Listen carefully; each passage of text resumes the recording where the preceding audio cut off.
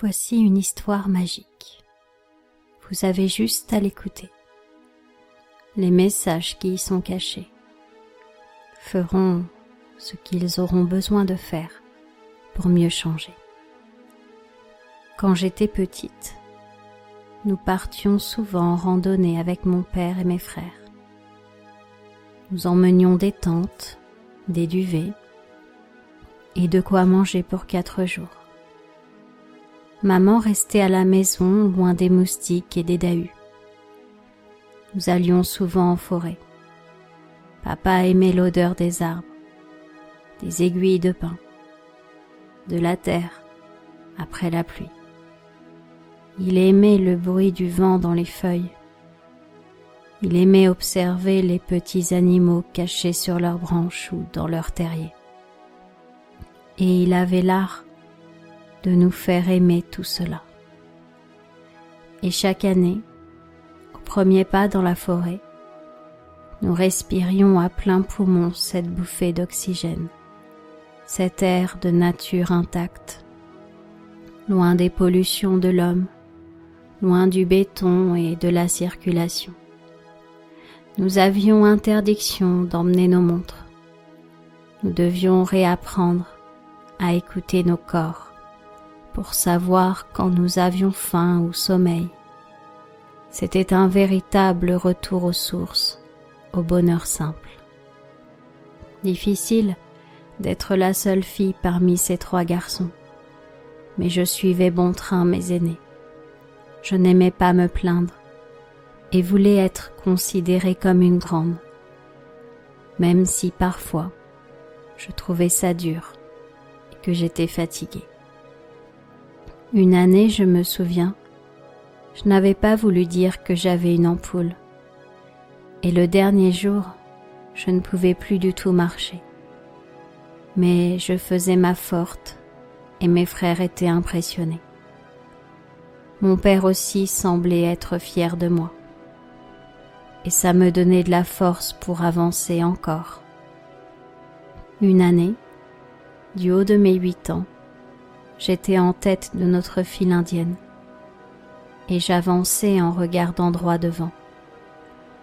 Le sentier était sinueux et la pente était douce. Je baissais la tête pour regarder le sol.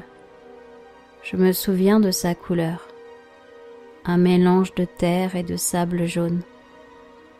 Je revois encore mes chaussures de marche, les écorchures de ronces et les piqûres de moustiques sur mes mollets. Je regardais mes pieds avancer à un rythme régulier, droite, gauche, droite, gauche. Et soudain, j'ai relevé la tête et devant moi, le paysage avait changé. Nous qui étions en plein été, je me retrouvais dans une forêt glacée. La neige recouvrait les branches, des stalactites tombaient des arbres. Un lac gelé reflétait la lumière du soleil. Ébahie, je me suis retournée en criant « Papa, tu as vu ?» Mais il n'y avait personne derrière moi, ni papa, ni mes 2 frères, juste une allée glacée avec des cailloux qui ressemblaient à des diamants. J'aurais dû avoir froid en short dans cet endroit, mais je n'avais ni froid ni peur. J'étais bien. J'entendis le cliquetis mélodieux des diamants qui pendaient des arbres, comme des carillons. Ils composaient une musique mélodieuse, apaisante. J'étais envoûtée par le charme de cet endroit magique. Et tout à coup, je me sentis portée au-dessus du lac, jusqu'à un palais glacé. Je n'étais pas surprise. C'est comme si j'avais toujours su que ce palais existait quelque part. Je l'avais probablement vu en rêve. Ou alors, j'étais en train de rêver. Je ne savais pas trop, mais je me sentais bien. Aussi bien qu'un dimanche matin quand on est sous la couette et qu'on n'a pas envie de sortir du lit. Aussi bien que quand on mange son dessert préféré et qu'on peut en reprendre à volonté. Oui, vraiment bien. Je me demandais qui avait sculpté ce palais dans la glace, à qui appartenaient les petits doigts de fée qui avaient fabriqué ce chef-d'œuvre.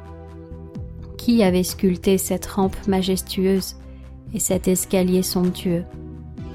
Je découvris chaque pièce avec émerveillement, jusqu'à ce que je tombe nez à nez avec un petit castor.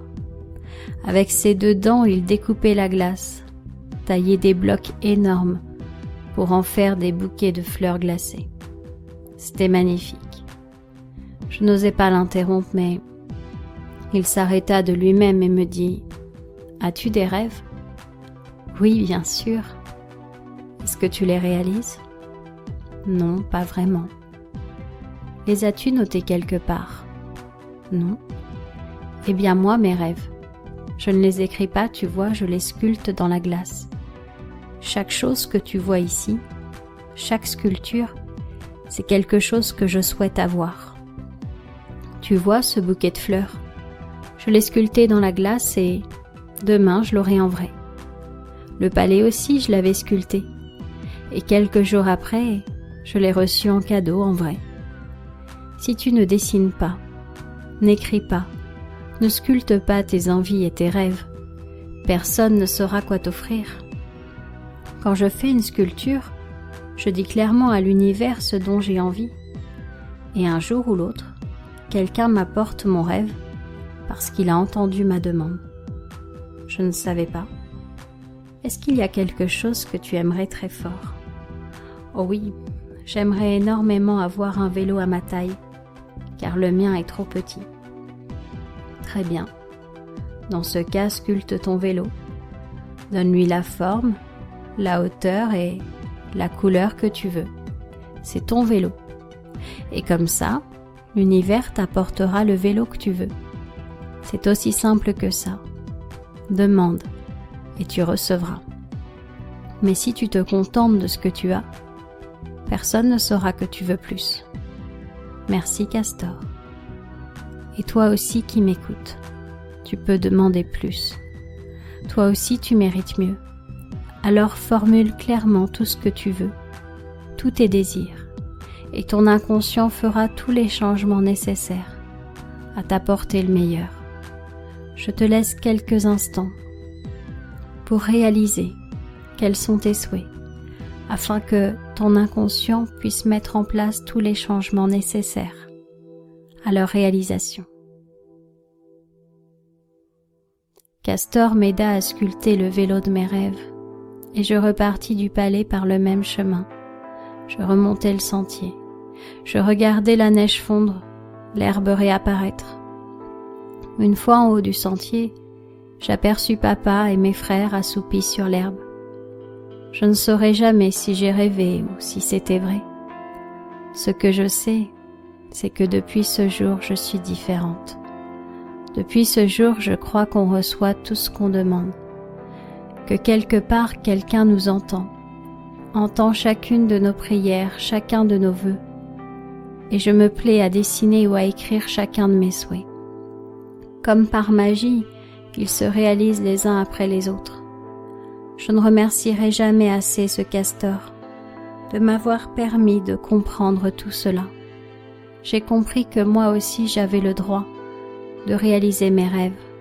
J'avais le droit d'être heureuse. J'avais le droit d'être moi. Je n'ai jamais parlé de cela à mes frères. Ils n'ont pas remarqué mon absence non plus, mais ils ont remarqué mon changement. Tout à coup, je suis devenue encore plus souriante, plus gaie, plus heureuse, et ma joie de vivre les a envahis eux aussi. Petit à petit, je leur ai transmis mon petit savoir du haut de mes 8 ans. Petit à petit, ils ont fait les plans de leurs rêves et la magie les a construits. Je m'étais promis quand je serais grande d'écrire un livre, une histoire qui raconterait tout cela.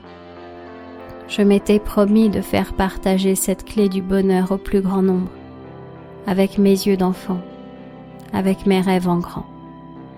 Et du plus profond de mon cœur, je ne cesserai d'espérer que cette histoire va t'aider à être plus heureux, à aller de mieux en mieux, à être rempli de joie et de bonheur, à être convaincu qu'une force supérieure répond à tous nos souhaits.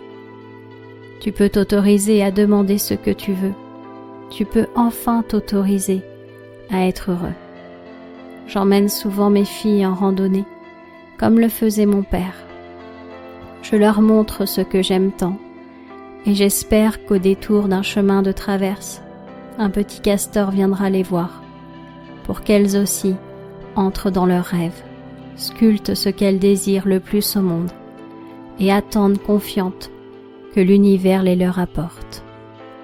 C'est toute la puissance de la pensée, et c'est pour cela qu'il faut toujours penser de manière positive pour obtenir le meilleur dans sa vie.